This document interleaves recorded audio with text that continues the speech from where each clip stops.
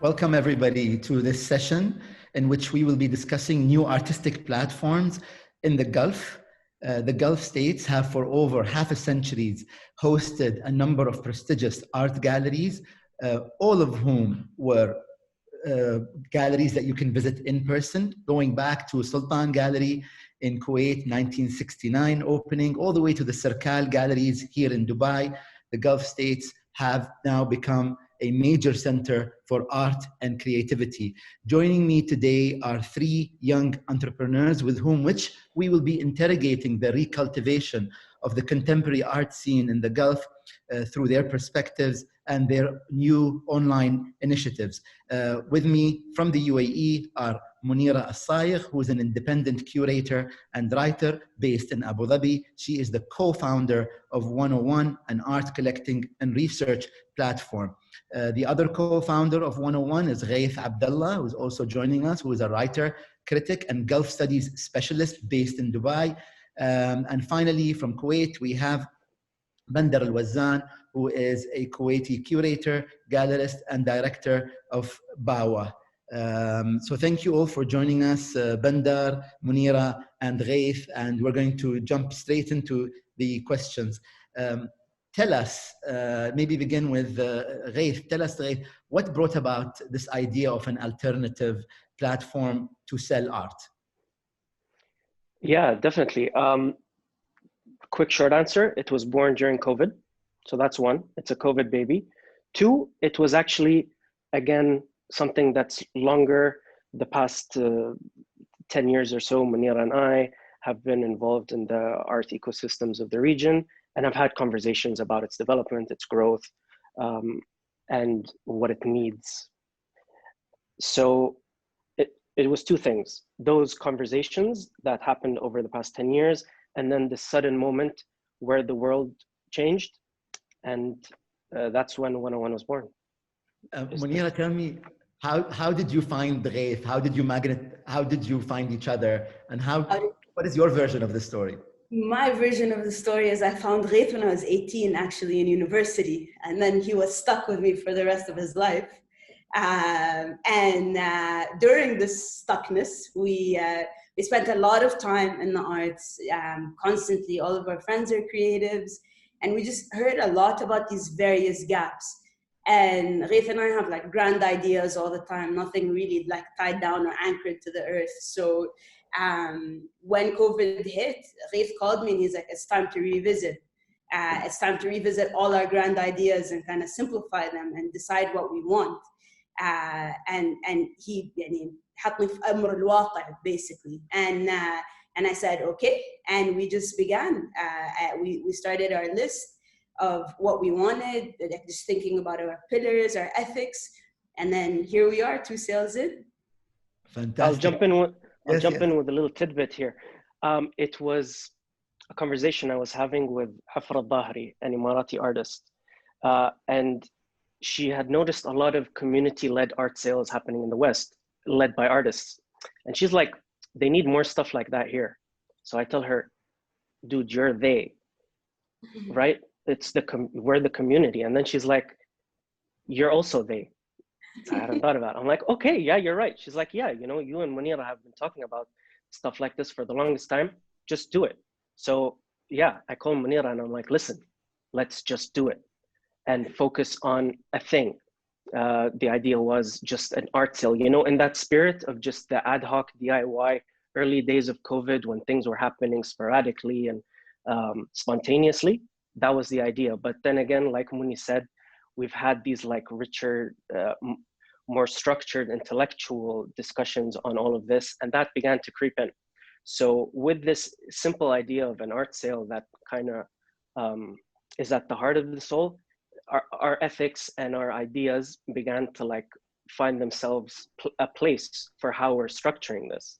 And that goes into like, for example, how we deal with our artists, how we believe like the gallery model currently exists, which is slightly exploitative with its 50-50, which, not a lot of people are aware of the fact that the art gallery, in most cases, at least takes 50% of the retail price of the artwork. And their argument is that they provide a vital service in terms of marketing and managing and structuring, that side of an artist's practice. But the reality is, in a lot of cases, the gallery doesn't live up to that experience. And again, it goes back to our experience with our friends who are artists and who have been represented by galleries. And we hear this stuff firsthand. So like, it's stuff we're familiar with on a more intimate basis. And so all of these like conversations that have built up find themselves in little places along 101. Bendar, tell me about your story. How did you start Bawa? And I'm also curious about the name. Bawa, okay. Well, first of all, I just want to say thank you, Sultan. I really appreciate you putting us together. And thank you, Misk, as well. The platform is amazing. So I really respect the fact that you're letting us share our platforms on your platform. So what brought about the idea was two things. First of all, and this goes way back, just the general idea of having a platform was because I wanted to be an artist initially, actually, before university. And I had to convince a lot of people that being an artist was going to be like a viable career option. Obviously, that didn't work out. So I went into business. I got into, I got very passionate about the business of art. And then, so basically, I know that there are artists out there from Kuwait, Al Khaleej, that like had the confidence to actually study art. And I didn't have that confidence at the time. So part of the reason why I built this is to satisfy that and sort of elevate their careers a little bit. And then the second part, as Gaith said, of course, the pandemic was the catalyst that took this crazy idea and put it into actionable, realistic terms. So I had a lot of time to brainstorm and think about it. And it made sense that the next step was to create a digital gallery, which, by the way, exists. Like, this is not something new in the world. Like, people have been sharing art online for decades now, but we seem to sort of be falling far behind. So it's the first time that's happening in Al-Khalij, and that's I'm trying to fill that gap somehow. And the name Bawa is Bandar Al-Wazzan put together. Usually galleries, they put the name of the artist, wow, the name of the dealer. So, you know, like Larry Gagosian or David Zwerner, it's just their name, right? And I didn't want that. I didn't want to be that egotistical, Yanif. I wanted to just create a word that was nice to say. It rolls off the tongue. Everyone loves the name Bawa, and I want it to be more of a word that can mean more than just a gallery, you know? So hopefully in the future it can be something bigger than that. That's fantastic. Munira and Gaith, actually, I think I'd like to share what your website looks like, since we are talking about an online platform. Mm-hmm. So if you allow me, I will share my screen and maybe highlight to us, maybe talk me through the website. Yeah, of course. Okay, so what you see here is the homepage. Our idea has been to keep it sweet and simple. With art, you know, you want space for the art to breathe and speak, especially online. You know, you don't want to crowd it with a lot of imagery. And that's something we were very keen on in building the website. So we wanted a place that was friendly to display art. We believe that's an important part. But again, having said that, art online can never and will never be the same as art in person. Sure, digital art, yes, photography, maybe, but art on your screen is not the same thing as the art you will experience in person. That's something we realize, and it's why we're not just online, or we don't see ourselves as just online. So on our website, you have 4 things: the about, which tells you a little bit about who we are; the sales, which is the core of what we do. We have a quarterly sale that lasts for 1 week, seasonally. We've so far had 2. We've just concluded our second.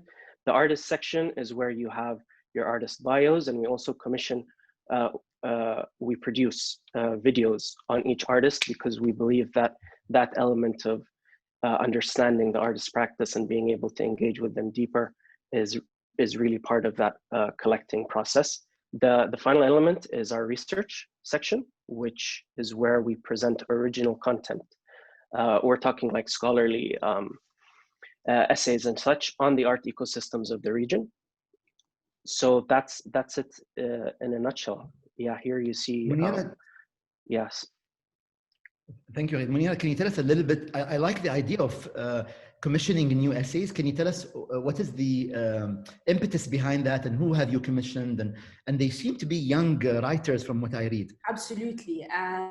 We have, so the idea of the research part or the research page came in because I just, I couldn't settle with just the idea of a sale, and it didn't make sense for us to just do that, seeing that both Gaith and I come from like academic backgrounds.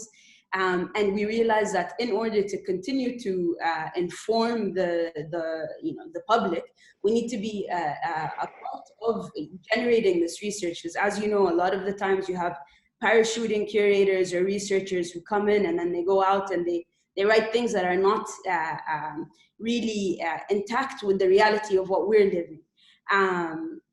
And so with the research page, we've worked with various artists to talk to us about their practices and their concerns. So there's a great essay by Alia Al-Awadi, who was in our first sale, and she speaks about nostalgia and this notion of nostalgia and how that plays into our day-to-day lives.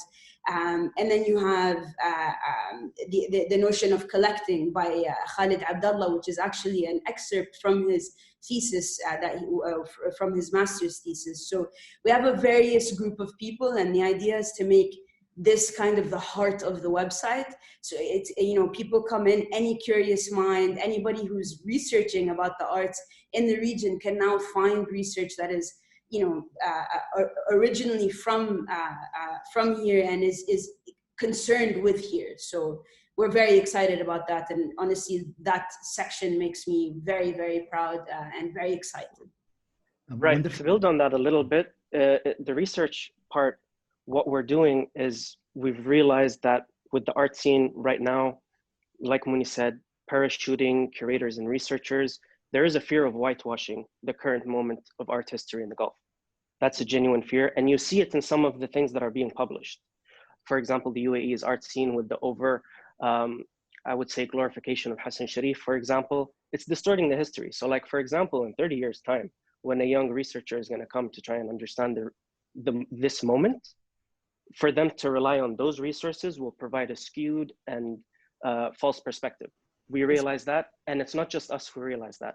You have people like Aisha Al-Balushi, who's now, I think, head of research at the National Museum of Oman, whose essay we're lucky to, Munira Al-Balushi, who we're lucky to have here, that was her master's dissertation. It's yet unpublished. There are so many examples like this, like Khalid's strong intellectual work that's yet to see or engage with a public audience, but it needs to be seen. So what we've done is we've reached out to them and kind of made we make like bite-sized versions of those dissertations for you to get a flavor. And then in the end, it tells you that this is part of a larger research project. If you're interested, you can contact them. And we're also collaborating with younger, fresh graduates on original work like Alia's, like Zuhur Al Sayegh, and like Aisha Al-Ahmadi, who are talking about things, like decolonization, decolonizing the language we use when we talk about art in the region, radical feminism. There's so many important and interesting topics. And again, all of this, it goes back to the idea of like what it means to collect art in a wider perspective. It is this research and educational element, which we believe is key to what we're doing. And that's why we're so passionate about having research alongside art sales. That's actually a great point, Gaith, because I always wonder, all this research that's conducted about Gulf or Middle Eastern art in master's theses, no one reads it. So at least we have access to it here, even in a brief way. So well done. It's a wonderful idea. I think, Bendar, I'd like to do the same with you. Would you be able to share your screen so that we can see Bawa's website? And maybe you can talk us through, go ahead whenever you're ready. Sure. Just make sure, do you see it? Yeah, go ahead. So this is the main page of Bawa. Before I get into it, I'll just explain it basically. So Bawa is a contemporary Khaliji art gallery It runs, right now it's a completely digital gallery, and it runs off of solo exhibitions only. So we don't do any group shows. Personally, I don't think group shows are the right thing to do right now, especially in a digital platform. Especially considering the assets that Bawa has right now, we can't have that many artists on board at once. But also I wanted to spotlight individual artists at a time for a short term. So why this is slightly, I guess, exciting is because we're launching an artist today, Imam Rashid. She's a Kuwaiti artist. And it's supposed to launch at 6 p.m., but actually I launched it technically. So whoever is seeing this right now is actually seeing the exhibition. So you're here on the main page. You just read a little bit about Bawa. And over here you can see there's a current exhibition, which is Al-Imam Rashid, and her title, I've Disappeared Into You. How long it's gonna last? Usually 3 weeks. That's how we've done it so far. And then we're gonna enter. So I'll take you through what it looks like. And so this is the exhibition. It's images and text on screen. So that to me is the most effective way of going about a digital exhibition right now. Everyone's doing these crazy VR, virtual rooms, all that stuff. I think it's great, but I just don't think that the technology is there yet for it to be effective. And it's really difficult to navigate and stuff like that. So I think images and text on the screen are the most effective. We start every show with a video of the artist. And this video, again, no one's seen yet. You will see it now. If after this talk, you can go to gallerybawa/honey. That's the slug for the website. We start every website with a video. So that's the most important thing to me, is that we have to explain who this artist is to the world, especially Bil Khalij, but also we're trying to put Al Khalij on the map. So we're trying to show who these people are.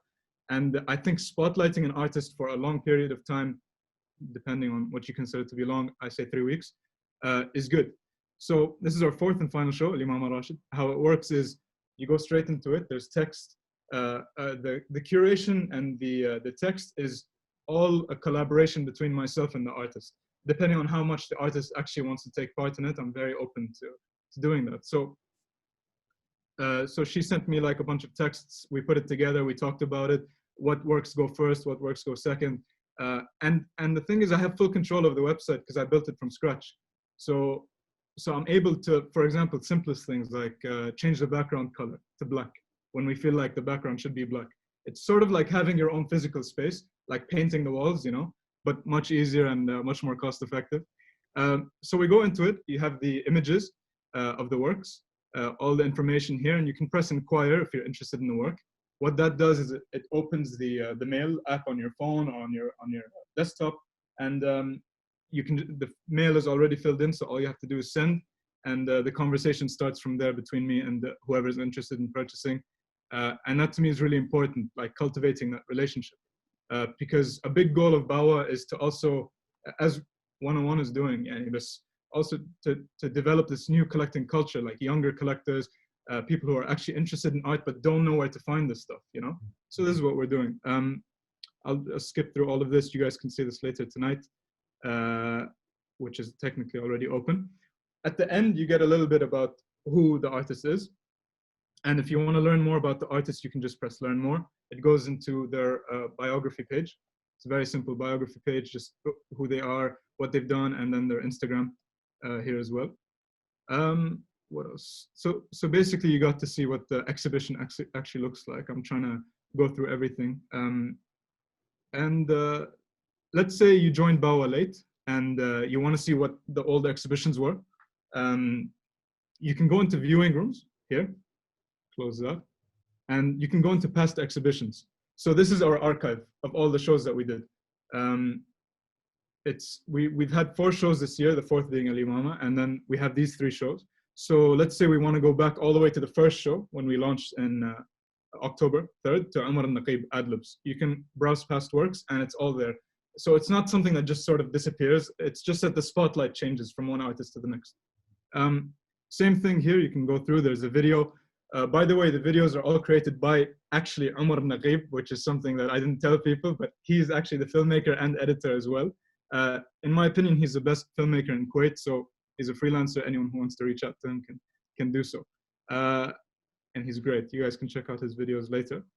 But basically, yeah, you can go through it, learn more about Omar. Next exhibition, that takes you to Sarah Taiba's third space. And she's from Saudi. This is her exhibition. It's also great, a completely new personality. Same thing, I'm going to skip through all of this. Next show. Ja'far Al-Haddad, you're taken to Manama, Bahrain, and his photography exhibition with paper embossings. Same thing. So you can really get to know who this artist is, and that's the most important thing to me. Fantastic. Like, Bender, sorry? Thank you, Bender. Thank you. I have so many questions to ask you guys. So I think you can unshare now or stop sharing. One thing I noticed, Munira, in both 101 and Bawas is, first of all, how minimalist and simple it is, the navigation, all the information is easily available. But also I noticed how hands-on all of you are. So you're actually part of the team. You are not outsourcing everything. You're part of the team. And I remember when we were preparing for this discussion, you said, well, I work with a group of people. So I want you to elaborate on that. Absolutely. I think at the core of everything that we do is to kind of navigate and work with the community that exists around us. And that's very important to us. We have, outside of the team of Gaith and I, we have Noor, and Danny, and both of them, Noor does all of our videos and Danny is our comms guy.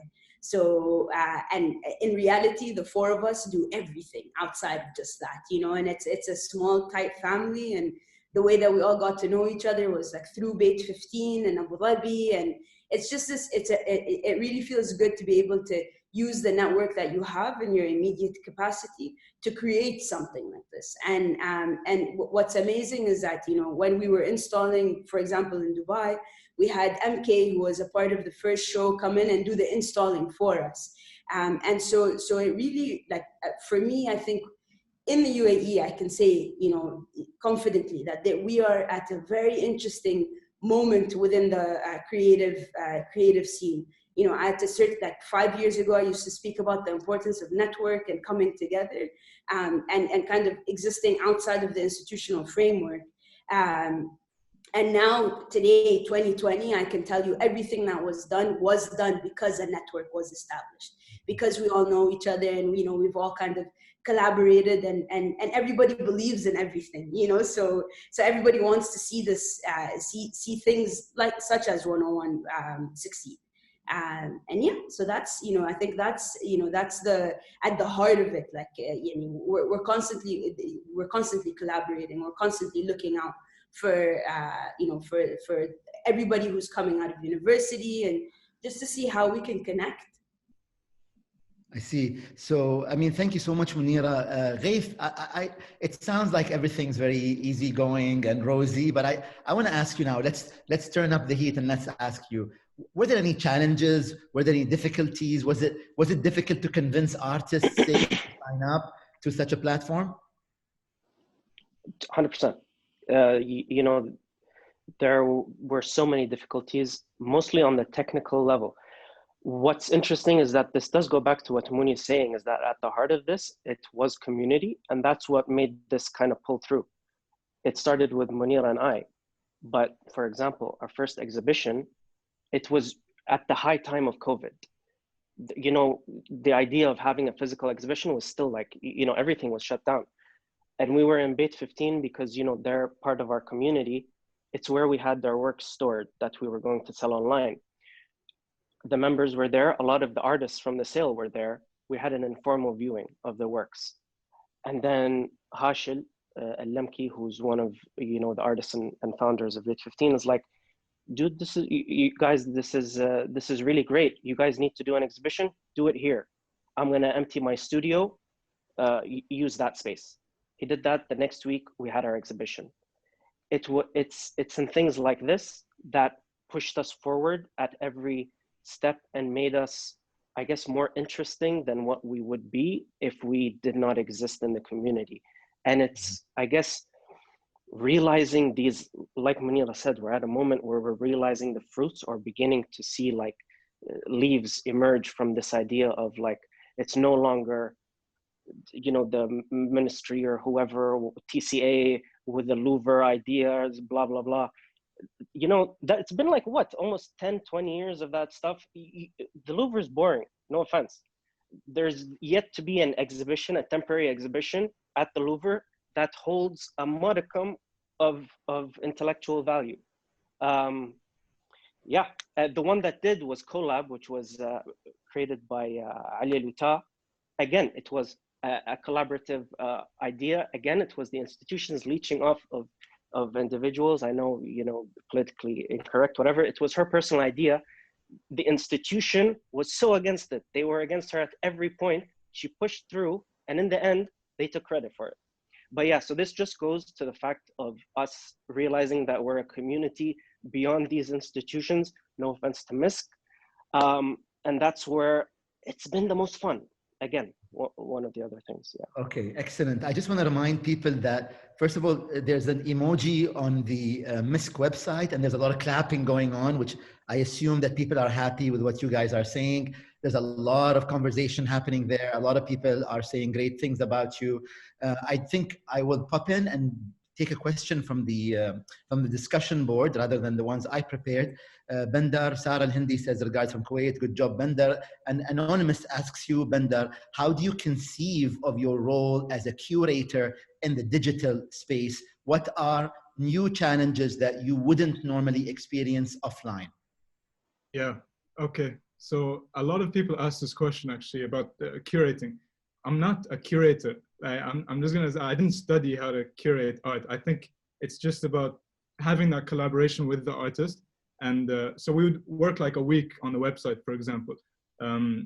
Obviously, it's not as similar as walking into a physical space and knowing that there's a artwork behind the wall there that you have to turn around to see. I mean, it's really about how we structure it. The amazing thing about the website is if we feel that a week into the show, people are seeing too much of that first work and not the works at the end, we can just switch them around. And just to make sure that each work is getting exposure.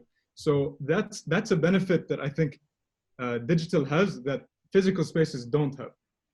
Obviously, I have a huge respect for physical spaces, and I wanted to answer that question later. One of your questions was, but yeah, it's a different way of presenting art for sure. It's sort of like the difference between a theater and a play to like a cinema, right? They both have their respective spaces in the film or performance industry, but they complement each other. So I think physical spaces complement digital spaces, and you can't say that one is better than the other. But in terms of curation, it's a collaboration with the artist and myself. Yeah. Excellent, thank you. By the way, to the viewers, we will be sharing in a few minutes a video, one of the videos that each gallery has produced. So stay tuned. We're also getting tons of praise for you guys. Munira and Gaith. Salim Al-Suwaidi has written, the research section is very exciting. The titles are so interesting. So well done on that. Munira, I'd like to ask you, how do you select your artist? Is there an application process, or is it a personal network thing? Initially it started from the personal network, and then after that first show at Beit 15, we started to get a lot of people approaching us. The second sale was also a selection process between Gaith and I and Danny, we put down our sort of like our wish list, and then we approached the artists, and then we went from there. But the idea is for us to get to a point where we're receiving, proposals with artists' works, because we realize that between, our community, there's still another community and other communities that exist that are trying to come together. So the idea is that eventually people will start, sending us their portfolios, and then from there we make the selection process. The one thing we look for in an artist, or the two things, is that they're not gallery represented. And the idea is that you don't have to sign your soul to us. We just sell. We work with you for one week, and then and then you're out, and then you're free, and there's no commitment. And then the second element is that we need to be sure that they're serious artists. They're artists who are not just they're not hobbyists. They're not just starting now for the fun of it. and are good at it. For example, you know, the idea is that we're also looking at conceptual artists in particular. So with that, I guess those two elements we decide between Gaith and I, and we kind of try to curate the artists to fit one another. So we need to make sure that they're running themes that are similar or visuals aesthetically that are similar in order to create the groupings. Wow, Munira, I would want to ask you a question, but I'm not posing it, about what you mean what a serious artist is. So I am not asking you this question, but I'm so curious about it. I would like to tackle no, that. there's a good answer to that. We have an answer. It's who sees their practice as being sustainable. And progressing with their practice. And progressing, exactly. That's how we define it. We want to see progression and sustainability. Bender, do you agree briefly? Do you agree with that? I very much agree with that, because we actually, so when I launched Bawa, and I had a submission page on Bawa, and I was overwhelmed by the amount of portfolio submission. I didn't even expect anyone to send their portfolio because, you know, we didn't put it out there, but a lot of people found their way to it. And then they submitted, and they made sure to remind me on Instagram that I submitted.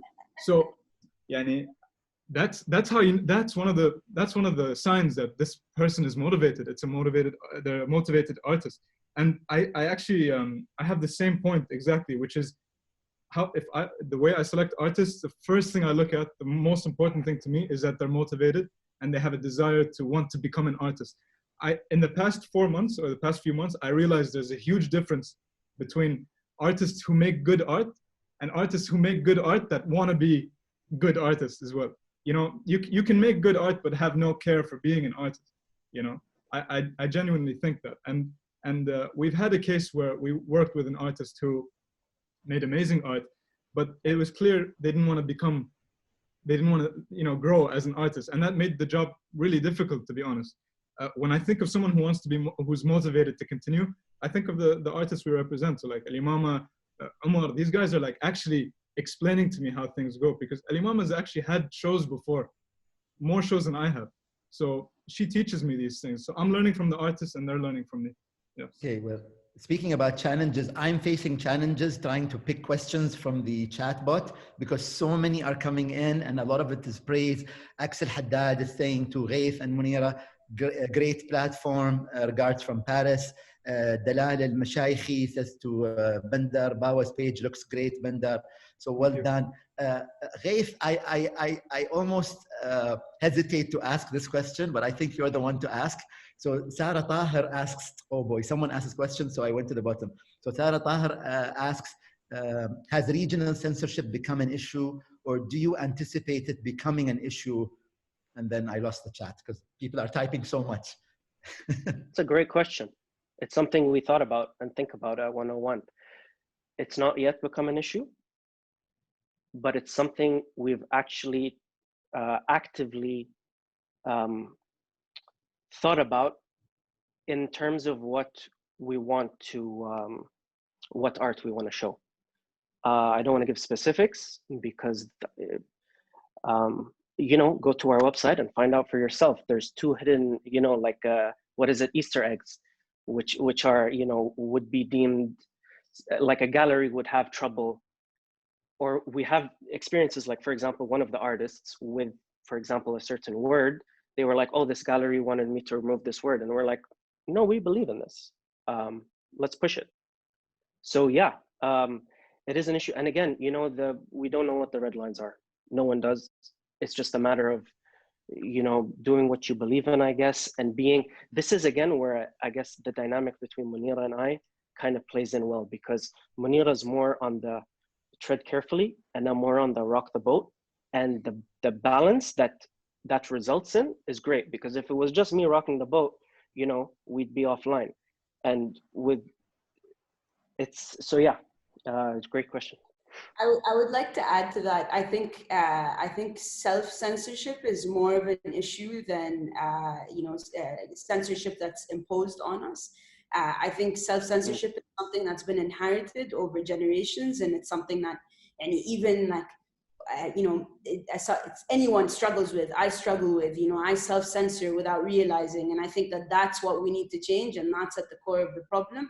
Before we ever try to tackle anything that's been sort of blanketed over us as a region, I think it's time to address your self-censorship in order to kind of tackle the broader sense of it. And I also think that self-censorship and censorship in general as a curator is very interesting for me because it allows me to create depth with the work that I'm working on and the artists that I've worked with.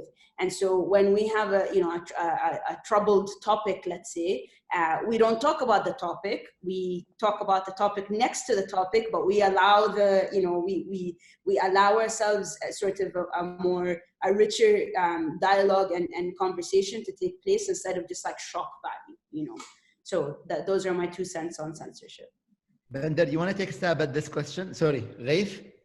A quick point about this self-censorship. I'm actually finding that the space of art and culture, because it is more malleable, is allowing for much more interesting discussions to take place in terms of what's produced. For example, dissecting things like what goes into Emirati identity and artists talking about the importance of Belushi identity. Or for example, the fact that our national dance has history in the slave trade. I come from a political background. My professional experience is in politics. What I find is that in this region, those discussions that happen in that field are hugely like just stifled, and there's little room for like individuals to, because of the immense self-censorship, and because when you're discussing these issues, you're on the front line of like what's permissible.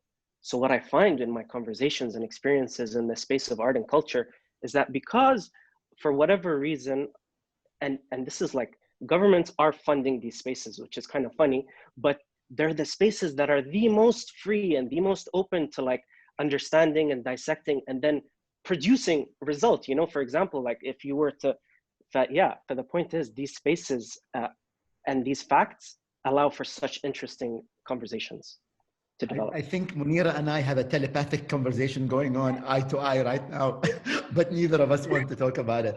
Bender, you want to take a stab at censorship, or we can move to the next subject? I will quickly say that it's for sure a tough thing, but for sure I'm right in between Munira and Gaith. For sure I'm mostly on Gaith's side. I want to vote like for sure, but I think in a professional point of view, I think I'm always siding towards Munira's side, because I think we have to, it's too early to do these sort of things, or maybe it's not, there won't be a time to even do these things. I think we have the rules set in place. We're a Khaliji gallery. We shouldn't go against that. And we should follow the guidelines that were put upon us. I don't want to go too much into detail, but I think we have a lot of good artists, amazing artists that don't need to be controversial to be amazing, so. Absolutely. Okay. Tons of more clapping emojis. Sarah Tahir says, great point about self-censorship. I am interested to see how you work with artists to address that as your platform grows. Raghad Al-Ahmed says, thank you for creating a flexible and supportive platform for an emerging artist. Shobha Pia Shamdasani, who's a good friend of ours, says, so brilliant to see these geniuses together. Tons of praise for all you three. Susie Sikorsky says, Gaith, I appreciate your comment regarding monolithic art histories, framing single artists embodying the entire art scene.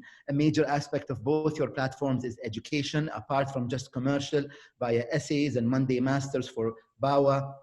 Can both 101 and Bawa comment on how important for artists to acknowledge the past art history is in the Gulf? How do each of you learn about the modern art history of the region, and how can young students begin to learn about this going forward? I can start. Go ahead, but brief answers, please, because I want to show the videos. Sure. So basically, I think it's really important to take inspiration from older generations. That's why we do the Monday Masters stuff, because I think for sure a part of us is saying, we're the new generation, let's do everything new from scratch. But the truth is, these guys set the foundation for us, and we can't let that go. For example, Sultan Gallery is a huge gallery in Kuwait that is completely overlooked, but I learned a lot from it, a lot from being open to other artists, being open to presenting art, not being too strict, you know. So it's really important for sure to take inspiration from these older generations, for sure. Great, thank you. Munira? I think it's important to just kind of understand that all this older generation is still here, they're around, and they're very friendly people who would love to see you, whoever that curious mind is, and just to understand that all of this history is approachable because it's still a living history. And to be able to, you know, talk to somebody who knows somebody is extremely interesting. And then to document this, I think, is my point that I would like to close off with. Perfect. Gaith, do you want to answer that briefly? No? Thank you for giving us these few minutes. I want to share your videos, so maybe you guys can comment once the video starts playing. And Bender, I will ask you to share your video once I'm done with 101's video. So I'm not sure if you guys can see this. I am playing the video now.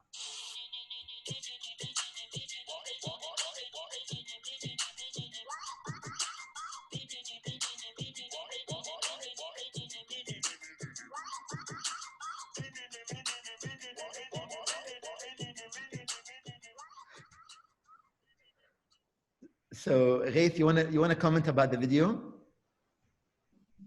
Yeah, so we were trying to show a little bit of the behind the scenes. It was produced by Noura Tahli, who is our genius video and photo person. She also conducts our artist videos. She's a young artist herself, just graduated from NYU Abu Dhabi.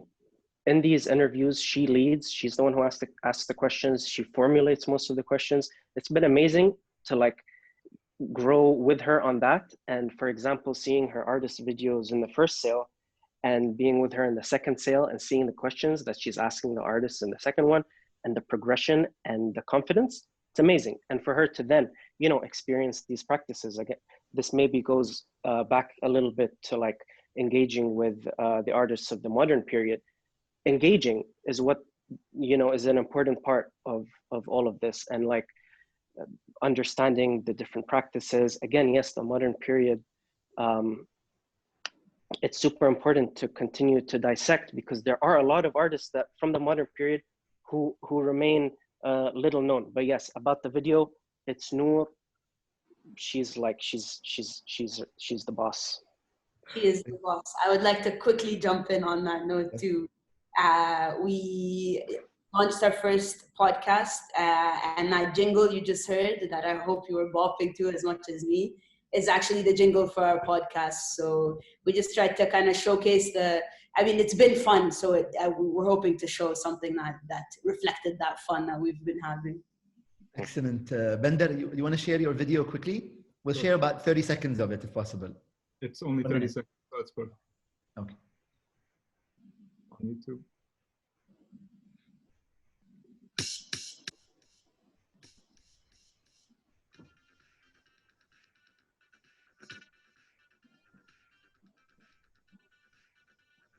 ارفع الصوت.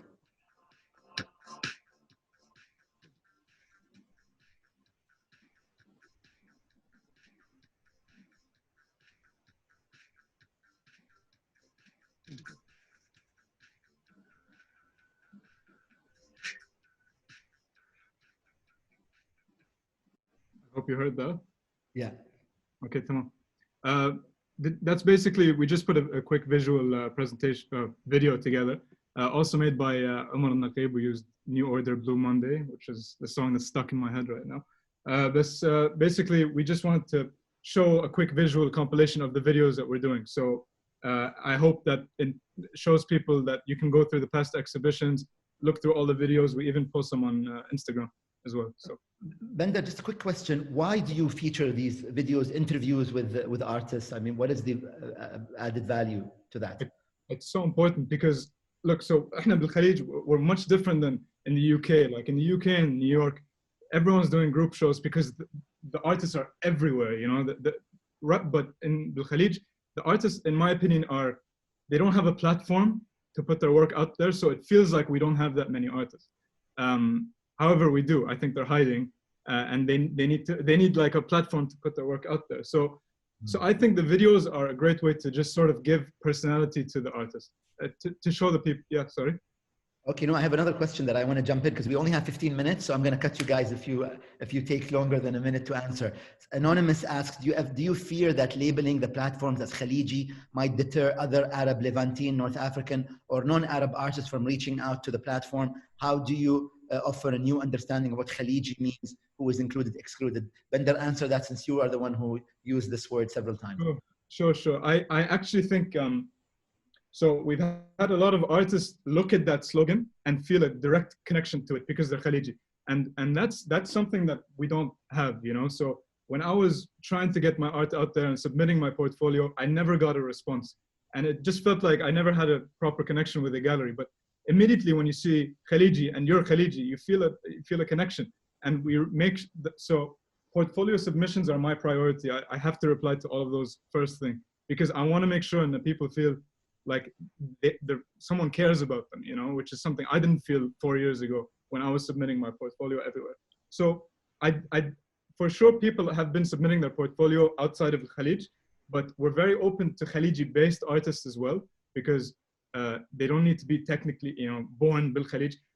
Honestly, if you grew up here, you're making Khaliji art. You know, if you grew up here, you're talking about the same thing that Khalijis are talking about. So you're making Khaliji art. You don't need to necessarily be Khaliji.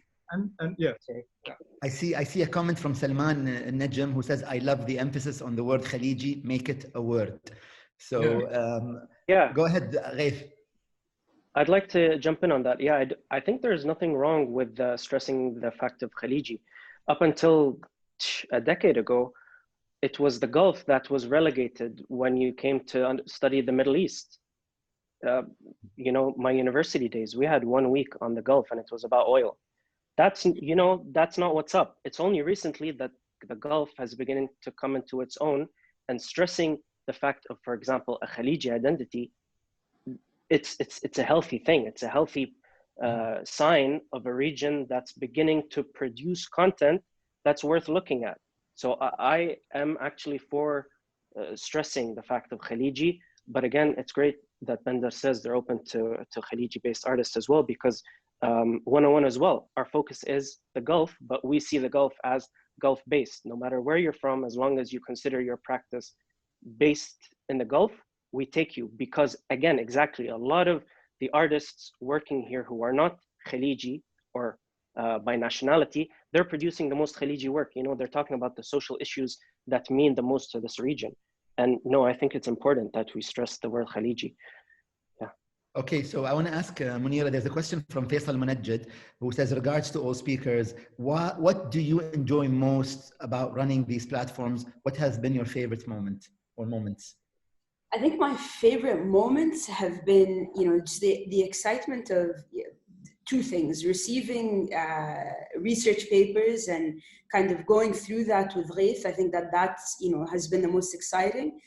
And then alongside that, working alongside the team with Noor and Danny and Gaith, and going to meet the artists and doing the studio visits. Like, I mean, that's like a lifetime goal for me, you know, is just to kind of walk from artist studio to artist studio. So I think through 101, it's become a goal that I have to make a reality, you know. So it's like this constant getting to know. For example, Talal Najjar was an artist I did not know until, you know, Danny introduced me to him, and then he just fit in perfectly with this next sale. And I think that's what keeps me going with platforms like this, and in general in my work, is just the curiosity of who else is out there and what else is being said. Oh, okay. Well, I just want to mention that there's so many questions coming into the chat bot that I am struggling keeping up with channeling these questions to you. But I think what Judith Zakir is asking is, how do you think this changes our art consumption? Also, moreover, how will this affect museums and individuals who are interested in getting hold of such pieces? Do you see your works one day going into museums, Bandar? Do you think they're that strong quality? Of course, yeah, no, of course. I mean, we have to be realistic. So there are artists we represent who are just starting out, like Omar, for example. When we had the first show, no one knew who Bawa was and no one knew who Omar was, but we had an amazing show that was successful. So that gave me a lot of hope that, you know, they don't need to be this crazy, huge artist to be successful. So for sure, I see artworks being in museums one day. That's important for the artist as well, that you have your works around all these institutions and not just in, I mean, it's just as important as having your works in people's homes as well, because you're trying to change that foundation as well. Yeah. Gaith, I mean, I've had so many comments coming in here about Khaliji identity. I think we can have another hour about this. Fatima Al-Bustani says it's very inspiring to see such passion and commitment in the artistic field. Thank you very much. Amina Qabbani says, amazing job. We are proud to have you all. Great success. We have, oh man, we have so many comments coming in. I can't keep up. Riyamam Al-Rashid says, grateful to have such wonderful platforms that fully support the emerging artists beyond the politics of representation. May we continue to celebrate the arts with freedom. Gaith, maybe tell us your favorite moments?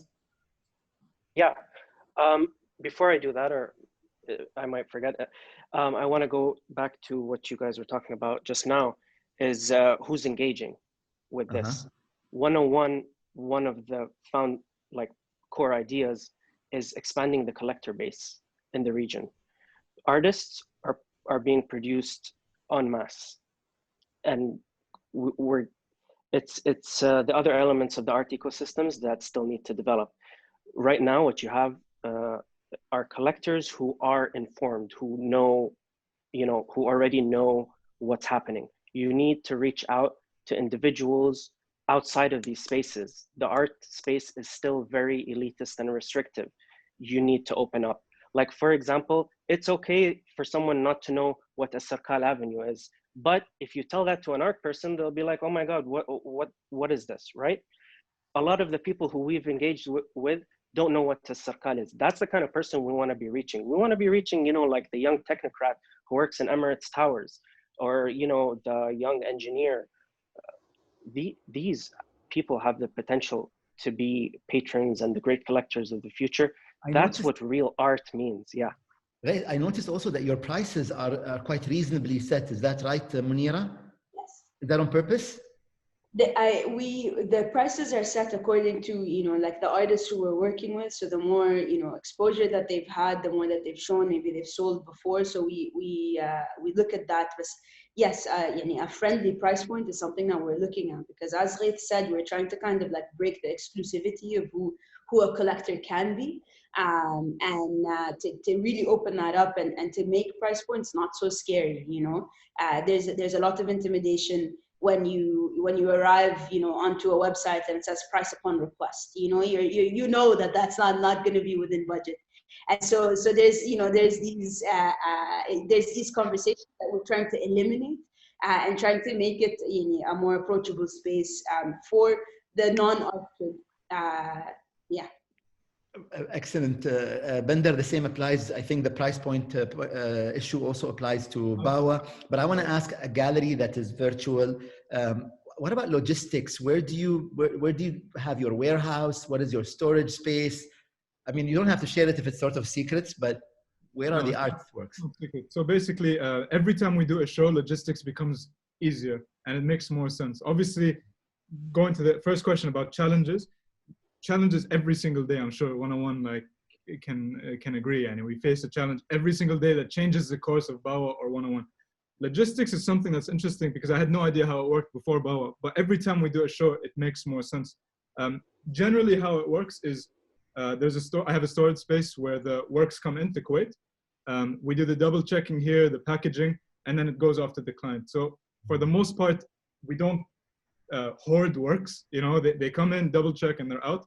And when the artist is back in Kuwait, we're improving the relationships with like fine art shippers every time. So it's important to do these shows all around the GCC. That way, the network of shippers makes more sense for me. And even the shippers are new to this sort of thing, like a virtual gallery, which is interesting because you have to explain it to them as well. And then, yeah. Gaith, you're getting a lot of praise. Exactly. The importance of non-audiences. Another one for Gaith is amen to that exclusivity. Gaith, no surprise, you're a big hit. Daniel Ray is asking Bender, which platforms, institutes, or communities are your dream collaborators for Bawa? And maybe I'll pose that to Munira later, but who are your dream collaborators, Bender? So I'm more interested in collaborating with worldwide galleries, sort of at the same level of Bawa. There are lots of mid-tier galleries. I wouldn't consider Bawa mid-tier. It's still starting out, but there are lots of mid-tier galleries that are virtual. They're run by like a young group of people that are excited. Not the blue chips like David Zwirner and stuff like that who eat up everything, but these young guys. So when you collaborate with these galleries, you're able to actually represent. My laptop's going to die down, so I'm just going to charge it. But you're able to represent artists together. So you can you can have a gallery representing an artist in London and the same artist in Kuwait, for example, in the future. And we've actually had several galleries approach us already about this. Surprisingly, it's still very early, but it's amazing the response we got, honestly. Okay, thanks. So my next question is for Gaith and Munira, but I want to read a couple of comments. What these platforms are showing is that audiences are much bigger and more layered than we thought. Kudos to you guys. Latif Al-Khayyat says, these amazing platforms are what we have all been waiting for. I hope they continue to maintain an open and accessible attitude. Best of luck. You are starting to write a narrative for Khaliji art and its prominence will rise. The question I want to pose to Munira and Gaith is from Rashid Al-Mullah, who's, I believe, in London. Great discussion with amazing individuals. I agree. I chose them. My question is, what are the plans for both spaces post-COVID? And then I lost it because someone typed a new question. Go ahead, Munira. I think for post-COVID, we need to understand what that looks like. And I don't think we will understand until we arrive to post-COVID. Until then, I think for us, it's very important to kind of roll with the punches and really respond to the present. Everything that we've been thinking of has been just an immediate response to what's going on now. So our first sale, as Gaith said, was super in the depths of COVID. So, it was like by appointment only. At Bait 15, it's, a quieter space. The second time we came around, we Sarkal came through. We had a fantastic talk with Vilma, and she immediately wanted to collaborate. And that for us, was very important because it allowed us to get somewhere closer to post-COVID, but not yet quite post-COVID. We had a program, we had so many people walk through, curious minds, a movie screening, and so I think my short answer to that question is, to just respond to the time that we're in, and then we'll let you know once post-COVID hits what happens. Yeah. Okay. Bender, do you want to say something? Go ahead. Yeah. I mean, we take it one show at a time. For now, we're focused on just finishing the season well and making sure Al-Imama's exhibition goes successfully. Honestly, this like post-COVID, pre-COVID stuff doesn't apply, I don't think, to Bawa, because I don't want to say it, but like we've been running completely fine, like during the mess that's happening outside, like it just seems like we responded to COVID this way, and this is why it's fun. So post-COVID, I mean, having spaces physically is really important for sure, and we're considering these things. But obviously, we'd like to expand to spotlight more artists in the future as well. Yeah. Excellent. We're going to have to wrap up, but I want to hear from Gaith. Go ahead, Gaith. Quick point, just although we are responding to COVID and a lot of what we do, there's nothing inherently specific, like Bandar said, to it. You have the example of the OG, who I wanted to make sure to mention, Emerge East. There is a platform that already exists that does a lot of what Bandar and Bawa and 101 does. They were, young once too. This is, I don't know when they established themselves. It's close to 5, 6, 7 years ago. This very much the same model. It had nothing to do with COVID, but it embraced this hybridity, the value of online giving good access and I don't know why are galleries' websites so bad? I don't know. It's questions like this that aren't necessarily, I guess, COVID specific, and like Muni said, we will see how this goes. We're very much into learning as we go, and as well, like Bandar said, we're learning as we go, and that's integral to how we see ourselves. This is fantastic. Munira Al Sayegh, Gaith Abdulla, Bandar Al-Wazzan, thank you so much for being part of this panel. I had so much fun. I don't think I ever moderated the panel where the word OG was used. But thank you all to the audience. I hope Misk is able to save the questions because they're so wonderful. Thank you once again for joining us, and enjoy the rest of the wonderful sessions and discussions. All the best. Thank you all. Thank you. Thank you.